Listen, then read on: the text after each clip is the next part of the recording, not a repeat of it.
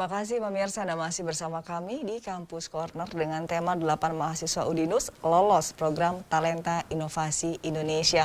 Bu Heni, ini kalau saya teropong nih ya, sepertinya adik-adik ini sangat berbakat. Contohnya Afifa, saat ajang tersebut Talenta Inovasi Indonesia, dia harus bersaing dengan mahasiswa lulusan S2, S3, rata-rata doktor, tapi dia menjadi pemenangnya, Bu. Betul begitu, Afif? Kebetulan bukan pemenang, cuma kan kita saingannya itu umum, jadi bisa dokter, bisa S2, terus juga yang pengajar lainnya kayak gitu. Jadi kebetulan memang belum menang, tapi yang menang itu kebetulan memang yang udah dokter-dokter banyaknya gitu. Terus juga kan tapi ini adalah pengalaman tersendiri ya untuk Afifa ya, bisa bersaing bersama mereka ya. Selain itu juga dari luar negeri juga kayak gitu kan. Jadi native speaker semua ya? Iya, bahasa Inggris.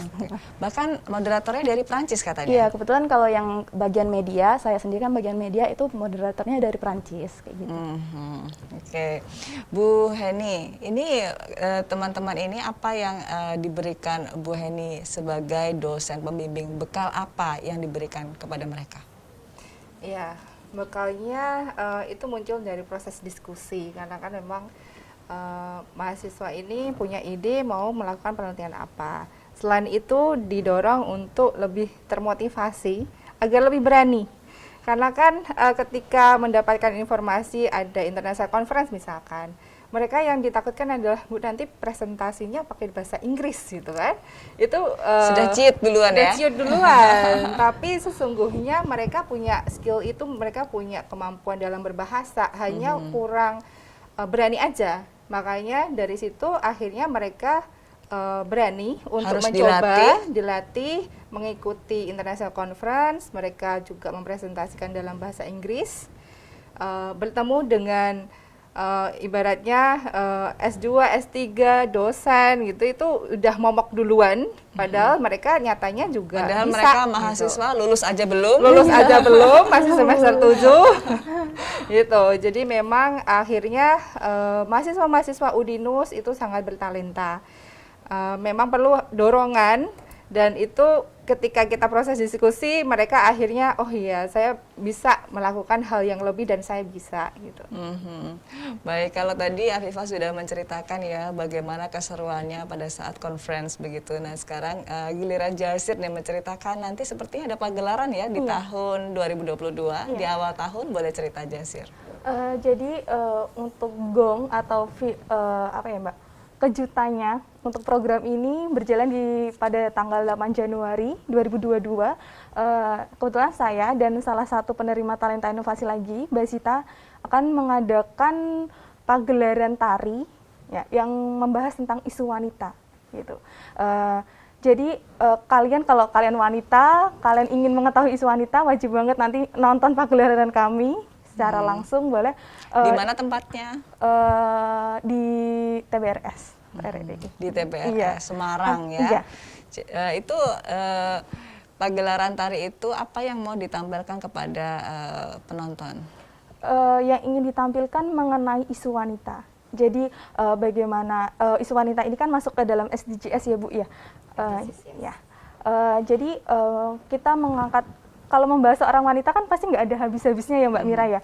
Jadi kita di sini ingin mengangkat bagaimana eksistensi seorang wanita, bagaimana kesetaraan gender, bagaimana hak-hak wanita yang harus wanita perjuangkan gitu. Waktu terus berputar, wanita terus berjuang. Asik, keren ya. Ini mahasiswanya Bu Heni nih, keren-keren. Nah ini ada kaitannya nggak yang tadi, yang tarif urip ini tadi? Nanti disajikan juga, dipresent juga? Iya, tari urip ini sebagian dari perjalanan siklus hidup wanita. Nanti Jazir akan menyampaikan bagaimana wanita ini terus hidup, terus urip. Dimulai dari wanita ini lahir ke dunia, dari fase anak. Bagaimana menunjukkan psikologi, namanya anak komunikasi, harus tetap mencantumkan komunikasi. Bagaimana psikologi komunikasi ini berjalan, bagaimana eksistensi yang akan mereka butuhkan di fase anak, remaja, dewasa, lansia. Jadi kami akan mencoba untuk menghubungkan setiap fase ini, setiap keinginan anak, remaja, dewasa, dan lansia. Gitu. Sebuah metamorfosa yang disajikan dalam siklus tarian. hidup, iya. Apa kesulitannya Bu Heni dalam membimbing anak-anak ini menuju ke ajang Talenta Inovasi Indonesia? Ya, karena sekarang ini masih posisi pandemi COVID. Untuk kendalanya, kita tidak selalu bisa untuk konsultasi tatap muka. Sehingga proses diskusinya seringkali gitu melalui online. Tapi itu tidak menjadi halangan teman-teman untuk menghasilkan karya dan penelitian yang berhasil mereka publikasikan gitu. Jadi mereka ini memang mahasiswa-mahasiswa talenta yang dimiliki Ilkom dan mereka sudah bangga juga ya jadi dosen Ilkom ya.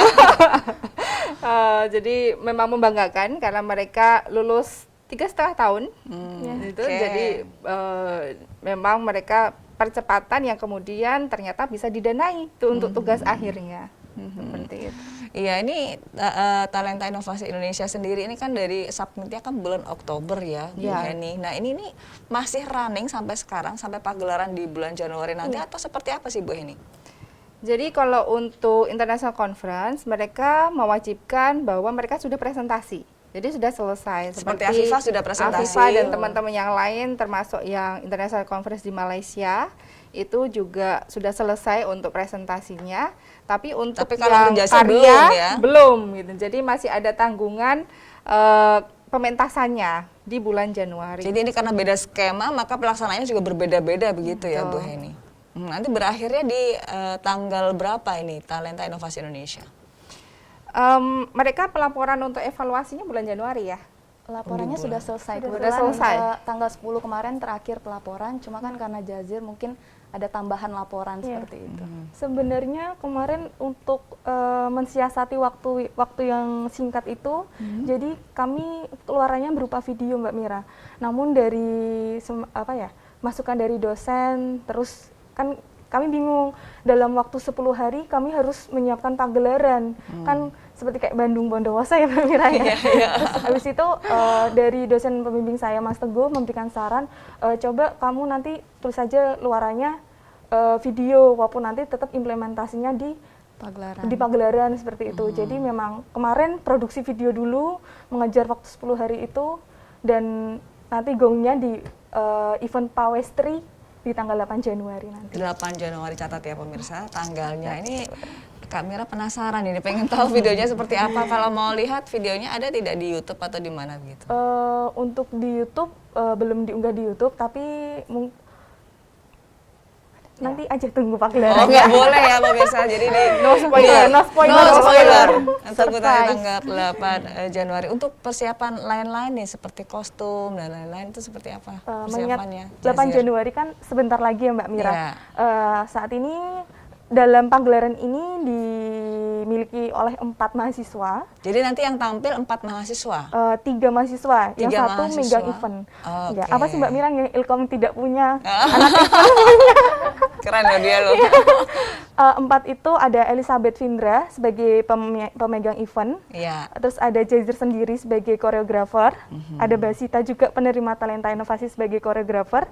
Dan Retno sebagai storyteller. Jadi tidak melupakan sisi komunikasinya. Jadi pada saat nanti itu tarian itu dimainkan, begitu ada storytellernya. Iya, untuk penghubung. Terkadang kan namanya gerakan tari, kita memainkan simbol, ekspresi. Untuk orang awam yang belum mengetahui apa arti simbol itu, kami sampaikan melalui storyteller. Jadi pertunjukan Pawestri ini sudah dikemas dengan komplit dari kostum, permainan cahaya, musik, gerak ekspresif. Coba gerak tari dulu dong. Bagus, keren. Baik, Afifah, ini kesulitan yang kamu alami pada saat mempresent itu conference ya, itu tadi Afifah sampaikan bahwa ini saingannya S2, S3, kemudian moderator dari Prancis. Itu seperti apa? Itu walaupun dilaksanakan secara daring ya? Iya, nervous enggak? Nervous sebenarnya walaupun secara daring, cuma kan kita dari orang-orang yang kita belum pernah ketemu gitu kan. Jadi orang-orang yang udah hebat juga, lecture dan lain-lain, terus juga moderatornya juga dari orang luar kayak gitu kan. Itu struggle-nya memang dari bahasa kan. Memang Alhamdulillahnya memang kita bisa conversation. Cuma kan kalau misalnya nanti Q&A gitu takutnya nggak ada ngerti. Cuma Takutnya ada kebetulan, bahasa-bahasa ada yang yang Afifah miss kurang gitu. paham Iya. gitu ya. Nah itu pada saat pelaksanaannya ini Bu Heni ada di mana? Di samping kamu nggak? Saya mengantarkan sebelum persiapan. Mengantarkan Sebelum persiapan, sebelum. Ketika pelaksanaan harus bisa sendiri. Oh ya, Iya. jadi mengajarkan untuk mandiri begitu ya. Ya, Ada tidak kesulitan-kesulitan yang dihadapi pada saat pelaksanaan konferensi itu, Afifah? kebetulan kalau kesulitannya belum tidak terlalu ada. Mungkin kan karena bahasa Inggris bukan bahasa ibu, jadi harus tetap belajar lagi. Terus kita ingat-ingat terus juga pronunciation-nya biar mereka tahu juga. Cuma kalau misalnya kesalahan atau gimana, kebetulan nggak ada ya kemarin. Nah, jadi kayak Baik. alhamdulillah lancar-lancar Alhamdulillah aja. gitu. lancar-lancar aja. Siapa dulu dosen pembimbingnya? Bu Bu Heni, Makasih, support Bu. dari Udinus seperti apa Bu untuk Talenta Inovasi Indonesia ini? Iya, sangat besar ya support dari Udinus, dari dosen pembimbing yang lain, kemudian dari Kaprodi, kemudian dari Pak Dekan, memberikan dorongan, motivasi bahwa penyelesaian untuk studi itu juga kita memperhatikan yang namanya kualitas. Bahwa penelitian itu juga sebaiknya ada luaran untuk publikasinya sebagai hasil yang bisa dibaca menjadi rujukan secara akademis dan ilmiah, dapat dipertanggungjawabkan secara ilmiah gitu. Jadi memang dukungannya waktu itu adalah memberikan rekomendasi, karena tanpa rekomendasi mereka juga tidak bisa untuk mengikuti program ini. Baik, adakah target di tahun depan 2022 sudah menanti di saat lagi? Nanti kita akan bahas di segmen berikutnya ya pemirsa, tetaplah bersama kami di Kampus Corner.